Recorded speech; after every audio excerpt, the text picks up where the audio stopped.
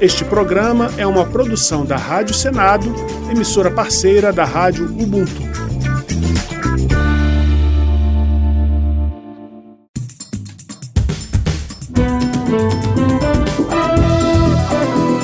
Está no ar o Jornal do Senado.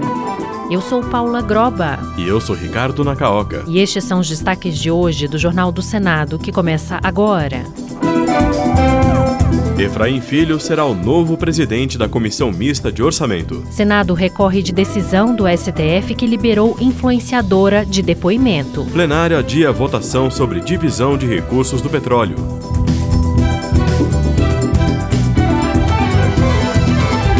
Boa noite. Boa noite. O senador Efraim Filho foi eleito presidente da Comissão Mista de Orçamento e será o responsável por coordenar os trabalhos de elaboração do orçamento do próximo ano. Ao assumir o cargo, o senador chamou a atenção para a necessidade de melhorar a eficiência do gasto público. Repórter Alexandre Campos. Já no cargo de presidente da Comissão Mista de Orçamento, Efraim Filho lembrou que o caráter impositivo das emendas individuais e de bancada aproximou o parlamento da população na hora de definir onde será usado o dinheiro da parte do orçamento que não tem destinação obrigatória por lei. Na opinião dele, isso reforça a necessidade de saber escolher gastos em conformidade com as políticas públicas prioritárias do governo, sem que haja o desequilíbrio nas contas públicas e a sensação de gastança desenfreada que afasta investidores. Equilíbrio fiscal também se faz pelo lado da despesa, qualificar o gasto público, reduzir custos, eliminar o desperdício e assim buscar equilibrar sem precisar depositar nos ombros de quem produz no Brasil. O senador Wellington Fagundes, do PL de Mato Grosso, aproveitou para criticar o Palácio do Planalto pela demora na sanção do orçamento de 2025, aprovado em 20 de março. Segundo ele, por causa disso, as ações previstas não estão sendo plenamente executadas. E mais, sem orçamento não há obras. Os recursos travam e também a economia local desacelera. Durante a sessão, o deputado federal Isnaldo Bulhões Júnior, do MDB de Alagoas, foi designado relator da proposta do orçamento de 2026.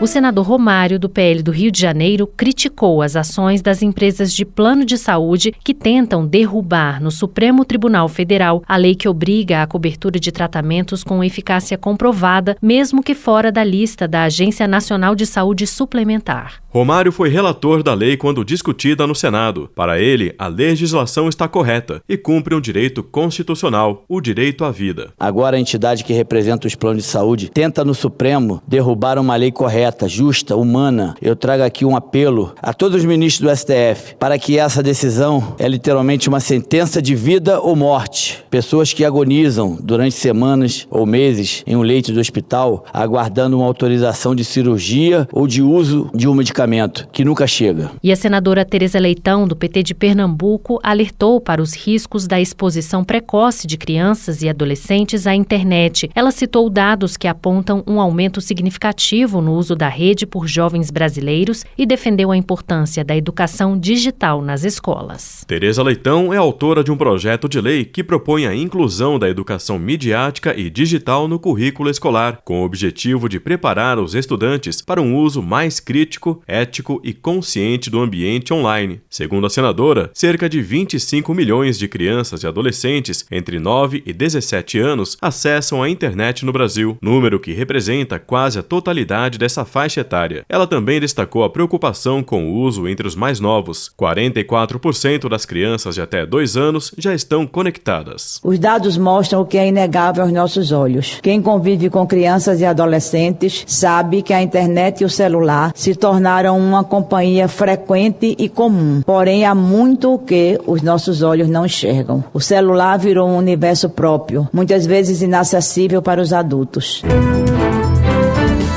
Mulheres vítimas de violência e que se encontram em situação de risco de vida poderão ter porte de armas. É o que prevê o projeto aprovado pela Comissão de Direitos Humanos. A proposta seguiu para análise da Comissão de Segurança Pública. Repórter Paulo Barreira. A Comissão de Direitos Humanos do Senado aprovou o projeto que autoriza o porte de arma de fogo para mulheres sob medida protetiva de urgência. A proposta altera o Estatuto do Desarmamento e busca garantir um meio de defesa a quem vive em situação de risco extremo, principalmente principalmente por violência doméstica. O relatório aprovado foi lido pelo senador Plínio Valério, do PSDB do Amazonas. A medida se justifica pelo princípio da legítima defesa e pelo direito à vida, ambos garantidos pela Constituição Federal. Em situações extremas em que a ameaça à integridade física é clara e presente, a possibilidade de portar uma arma pode funcionar como meio de defesa eficaz em um momento de emergência. Agora, o projeto segue para análise da Comissão de Segurança Pública.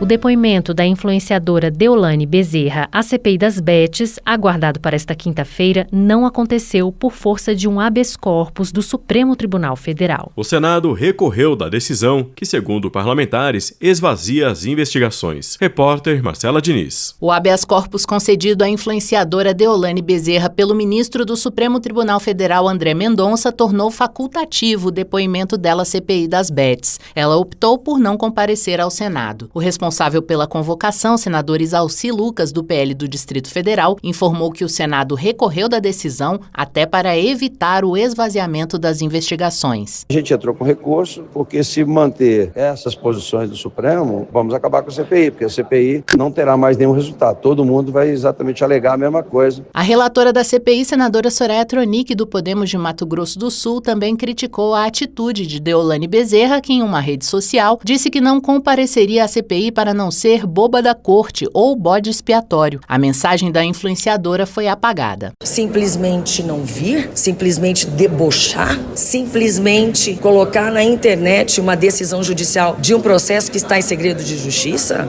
Não vai dar certo essa tática. A CPI aprovou 32 requerimentos, entre eles pedidos de quebras de sigilos da 01Bet, criada por Deolane, além da convocação de pessoas ligadas à administração da empresa de apostas. E o impacto da publicidade das apostas esportivas foi tema de discussão na Comissão de Esporte do Senado. Parlamentares querem restringir a propaganda das chamadas bets, especialmente ao público jovem e populações vulneráveis. Repórter Henrique Nascimento. A Comissão de Esporte do Senado analisa 2 projetos que podem proibir ou restringir a propaganda das bets. De autoria do senador Stevenson Valentim, do PSDB do Rio Grande do Norte, o primeiro projeto impede qualquer tipo de publicidade ou ação de comunicação relacionada às apostas online. O objetivo é evitar a exposição excessiva desse tipo de conteúdo, principalmente para o público jovem, como explicou o relator senador Carlos Portinho, do PL do Rio de Janeiro. Uma preocupação muito grande quanto a essa publicidade massiva,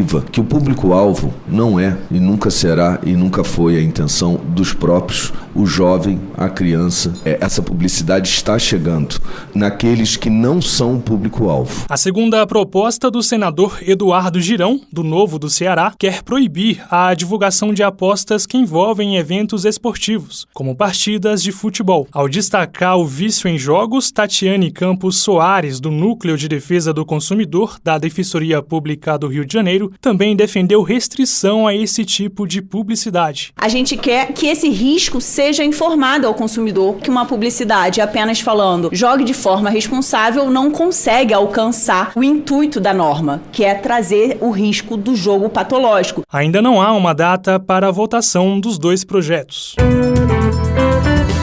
A Comissão de Infraestrutura aprovou o projeto que define regras para o transporte de cães e gatos em aviões. A proposta determina que, em caso de viagens longas ou com conexões, quando os animais forem transportados separados dos tutores, as companhias aéreas deverão garantir acomodação adequada, movimentação segura e monitoramento dos pets ao longo do trajeto. O projeto seguiu com pedido de urgência para votação em plenário. Repórter César Mendes. A morte do cão Joca no ano passado, após a companhia aérea enviá-lo para Fortaleza, no Ceará, e não para Sinop, em Mato Grosso, motivou um debate no Congresso Nacional sobre a segurança do transporte aéreo de animais domésticos. Pela proposta, os cães-guia permanecem com o direito de acompanhar o tutor na cabine. Nos casos em que os animais viajarem separados do tutor, em voos longos ou com conexões, as empresas aéreas ficarão obrigadas a fornecer acomodação, movimentação e monitoramento dos pets. Para a relatora, senadora Margarete Busetti, do PSD de Mato Grosso, a inclusão do dispositivo no marco legal que disciplina o transporte transporte aéreo do país vai tornar mais seguro o transporte de cães e gatos. Permitirá, de um lado, que os operadores planejem e ofertem serviços adequados e, de outro, que os tutores tenham plena consciência de seus direitos e deveres. O projeto segue com pedido de urgência para a votação no plenário.